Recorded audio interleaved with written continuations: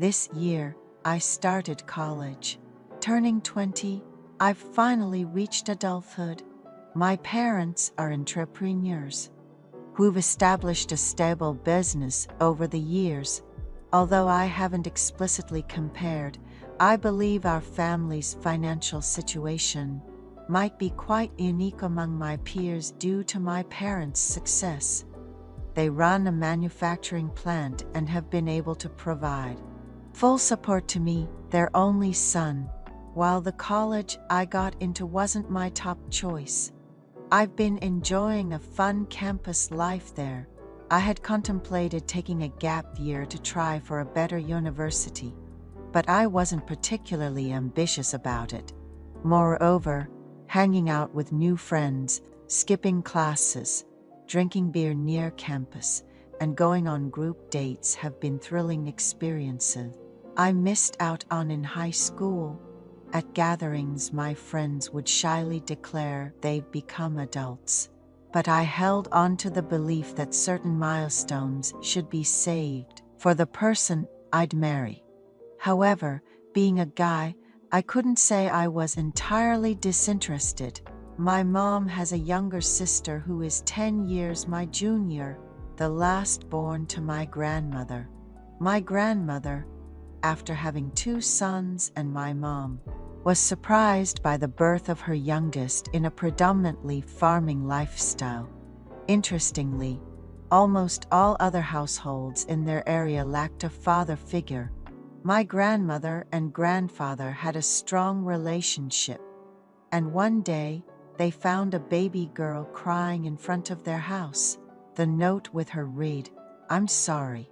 Please raise this child in your home where both a mom and dad are present."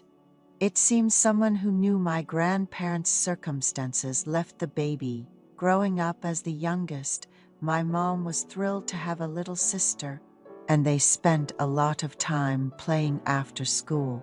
For my mom, who never had a younger sibling, this baby girl was a fresh presence in the family, and my aunt was able to grow up well in a loving home.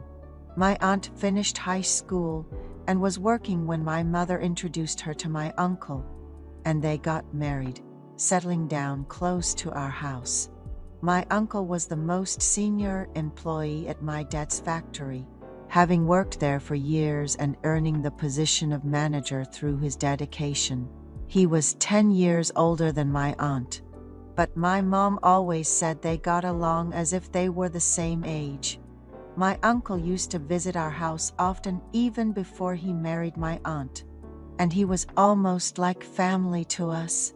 So everyone was pleased when he became officially part of the family. Despite coming from a humble background, his hard work was recognized, and he married my aunt with my dad's introduction.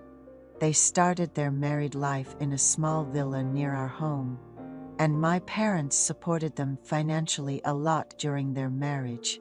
My uncle would drop anything to help my parents with their business if needed. When I was a freshman in college, my parents decided to go on a golf tour in Hawaii for about 10 days. Leaving the factory in my uncle's care, my mom gave my aunt her credit card, telling her, "Please take care of Ethan's meals. Don't worry about the grocery costs. And you and your husband enjoy some nice meals too." I used to have dinner at my aunt's, and on weekends, she'd ask me to stay over, as my uncle would spend the night at my parents' place, and she didn't want to be alone. My aunt had always taken care of me since I was little, buying me toys, reading me books, just like how my mom took care of her. So when she said she was scared to stay alone, I didn't hesitate to keep her company. That day, she seemed really upset. When I asked, she confided that she thought my uncle might be seeing another woman because she found hair that wasn't hers in the house. I tried to reassure her, suggesting that they were too busy as newlyweds for such issues, but we ended up agreeing to figure out who this woman might be together. My aunt then decided to lighten the mood by suggesting we watch a horror movie she'd been wanting to see. During the scary scenes, she clung to me, and I couldn't help but feel sorry for her. She eventually dozed off in bed, and I stayed beside her, dozing off too. At one point, she looked at me and asked, "Are you just going to stay there?" I couldn't leave my beautiful aunt all alone through the night. Waking up disheveled one late morning, I found myself hugging my aunt again, and we spent the entire weekend together. When Mom came back from her trip, she headed straight to Aunt's place first. "Must have been hard taking care of Ethan, huh?" she said, handing over various gifts, including bags, ties, and cosmetics. Oddly, Uncle seemed to receive more presents, which puzzled me. Mom, struggling with jet lag, spent a week alternating between sleeping and waking without leaving the house. After school, I excitedly headed to Aunt's house with her favorite snacks that I managed to find. Aunt was too busy to even answer her phone, and Mom left a message saying, "I'll be sleeping all day, so just fend for yourself for meals when you get home." I entered Aunt's house with the door code, planning just to drop off the snacks. But there, in the entrance, were Mom's shoes. She was nowhere to be found in the living room or bathroom. Could she be in the bedroom? Approaching the door, I overheard, "Honey, I missed you so much." Ethan's dad was just playing golf, even in Hawaii. The whispers revealed that Aunt and Mom had been having a secret affair since meeting at the factory.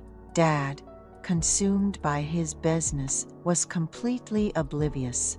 The suspicious hair Aunt found? I realized it must have been Mom's. Unlike Aunt's short, straight hair, Mom's almost waist-length curls were unmistakable.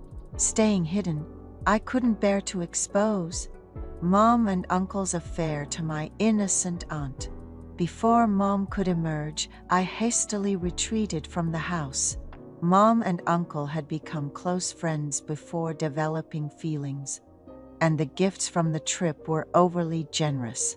Aunt and Dad were clueless about their relationship, putting me in an awkward situation.